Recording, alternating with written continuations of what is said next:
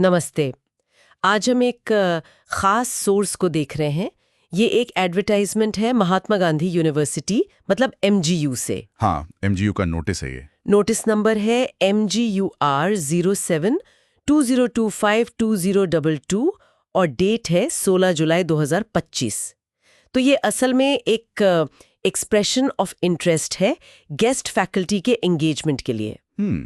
मतलब यूनिवर्सिटी पूछ रही है कि कौन इंटरेस्टेड है इन पोजीशंस में। बिल्कुल। सब्जेक्ट्स हैं 4, बंगाली, इंग्लिश, हिस्ट्री और मैथमेटिक्स। और देखिए यहाँ एक बहुत इम्पॉर्टेंट बात लिखी है। क्या? कि ये engagement purely on as and when required basis होगा। अच्छा, मतलब जब जरूरत होगी तभी, परमानेंट नहीं? हाँ, एग्जैक्टली। कोई परमानेंट पोस्ट नहीं है ये।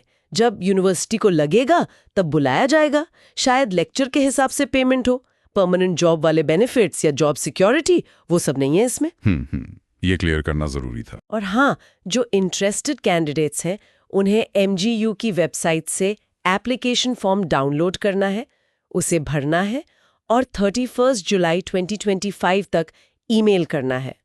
ईमेल एड्रेस भी दिया है शायद? हाँ, दिया है mguwb20@gmail.com। ठीक है, तो ये तो हुआ कि अप्लाई कैसे करना है। अब आते हैं मुद्दे की बात पर।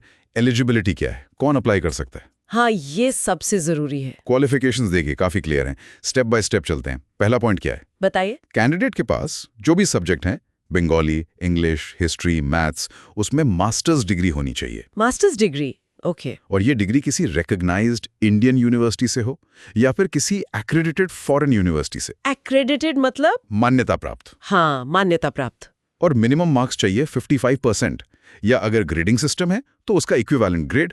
ये तो खैर बेसिक रिक्वायरमेंट हो गई आजकल। हाँ, तजपिन तो सेंट मास्टर्स में, ये तो अब काफी स्टैंडर्ड सा लगता है एकेडमिक्स में। लेकिन क्या सिर्फ मास्टर्स काफी हैं? नहीं, इसके अलावा एक और कंडीशन पूरी करनी होगी और यहाँ 2-3 ऑप्शंस हैं। अच्छा, क्या ऑप्शंस हैं? देखिए, या तो कैंडिडेट ने नेशनल एलिजिबिलिटी टेस्ट मतलब नेट क्लियर किया हो। ये नेट या तो यूजीसी कंडक्ट करता है या फिर CSIR। हाँ, आर्ट्स कॉमर्स के लिए यूजीसी और साइंस के लिए CSIR। बिल्कुल। नेट जो है वो टीचिंग और रिसर्च के लिए एक तरह से मिनिमम स्टैंडर्ड है नेशनल लेवल पर। या फिर अगर नेट नहीं है तो कोई सिमिलर स्टेट लेवल टेस्ट जैसे एसलेट या सेट कहते हैं वो क्लियर किया हो, पर वो टेस्ट यूजीसी से अक्रेडिटेड होना चाहिए। ओके, तो नेट या सेट स्लेट, और अगर ये दोनों ही नहीं है तो तीसरा ऑप्शन है पीएचडी का। अगर कैंडिडेट के पास नेट या सेट नहीं है तो उसी सब्जेक्ट में पीएचडी डिग्री होनी चाहिए। अच्छा, पीएचडी वाले भी एलिजिबल हैं? हाँ, पर इसमें एक खास बात है। ये पीएचडी डिग्री यूजीसी के जो रेगुलेशंस हैं 2009 वाले या 2016 वाले, उनके मुताबिक अवार्ड हुई होनी चाहिए। ये रेगुलेशंस पीएचडी की क्वालिटी को स्टैंडर्डाइज करने के लिए थे। समझ गए। तो मतलब या तो मास्टर्स प्लस नेट सेट या फिर मास्टर्स प्लस पीएचडी जो रेगुलेशंस के हिसाब से हो। एग्जैक्टली, ये 2 मेन रास्ते हैं एलिजिबिलिटी के लिए। ठीक है। और नोटिस में रिजर्व्ड कैटेगरी के कैंडिडेट्स के लिए कुछ रिलैक्सेशन की भी बात है। हाँ, मेंशन किया गया है। लिखा है कि क्वालिफिकेशंस में जो छूट है वो रिजर्व्ड कैटेगरी के कैंडिडेट्स के लिए वेस्ट बंगाल गवर्नमेंट के रूल्स के हिसाब से मिलेगी। अच्छा, स्टेट गवर्नमेंट के नॉर्म्स फॉलो होंगे। हाँ, यूनिवर्सिटीज अक्सर स्टेट गवर्नमेंट की रिजर्वेशन पॉलिसीज फॉलो करती हैं ऐसे मामलों में। अब एक और पॉइंट जो मुझे काफी इंटरेस्टिंग लगा, नोटिस में लिखा है कि सिर्फ मिनिमम क्वालिफिकेशन होने से सिलेक्शन की गारंटी नहीं है। हाँ, ये बहुत अहम है। यूनिवर्सिटी एकेडमिक स्कोर के बेसिस पर कैंडिडेट्स को स्क्रीन करेगी यूजीसी रेगुलेशंस 2018 के मुताबिक। इसका क्या मतलब हुआ? मतलब कैसे छाटेंगे कैंडिडेट्स को? देखिए, इसका सीधा सा मतलब है कि एलिजिबिलिटी क्राइटेरिया पूरा करना तो बस पहला स्टेप है।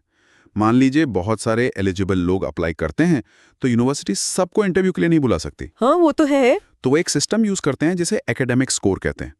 यूजीसी के 2018 के रेगुलेशंस में इसका पूरा तरीका बताया गया है। इसमें क्या होता है, आपके ग्रेजुएशन के मार्क्स, पोस्ट ग्रेजुएशन के मार्क्स, एमफिल, पीएचडी है या नहीं, कितने रिसर्च पेपर पब्लिश किए हैं, टीचिंग एक्सपीरियंस कितना है, कोई अवार्ड मिला है, इन सब के पॉइंट्स होते हैं। अच्छा, तो एक मेरिट लिस्ट टाइप की बनती है। हाँ, एक तरह से हर चीज का एक वेटेज होता है और उसके बेसिस पर एक स्कोर कैलकुलेट होता है। जिनका स्कोर ज्यादा होता है उन्हें फिर इंटरव्यू के लिए शॉर्टलिस्ट किया जाता है। ये प्रोसेस यूनिवर्सिटी को बेस्ट कैंडिडेट्स चुनने में मदद करता है।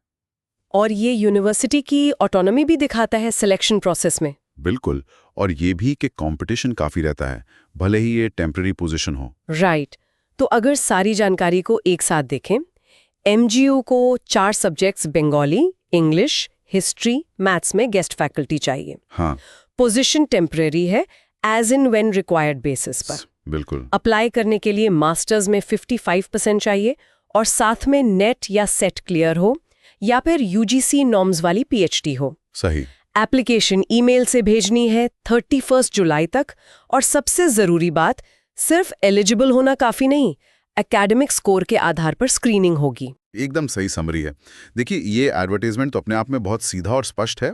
एक स्पेसिफिक जरूरत है यूनिवर्सिटी की और उसके लिए वो लोग ढूंढ रहे हैं। हाँ, काफी क्लियर कट है। लेकिन ये जो एज एंड व्हेन रिक्वायर्ड या टेम्पररी एकेडमिक जॉब्स का ट्रेंड है, ये हायर एजुकेशन सिस्टम पे एक बड़ा सवाल भी खड़ा करता है ना? हाँ, ये सोचने वाली बात है। इससे इंस्टीट्यूशंस को फ्लेक्सिबिलिटी तो मिलती है, फिक्स कॉस्ट कम होती है, लेकिन लंबे समय में ऐसे अरेंजमेंट्स का फैकल्टी के करियर पर, उनकी जॉब सेटिस्फैक्शन पर और सबसे बड़ी बात, स्टूडेंट्स को जो एजुकेशन क्वालिटी मिल रही है उस पर क्या असर पड़ता है? ये वाकई एक अहम मुद्दा है। हाँ, तो ये एक छोटा सा नोटिस है, लेकिन ये एक बड़े ट्रेंड की तरफ भी इशारा करता है। इस पर जरूर सोचा जा सकता है कि इस तरह के एंगेजमेंट्स का लॉन्ग टर्म इम्पैक्ट क्या होगा एजुकेशन सेक्टर पर।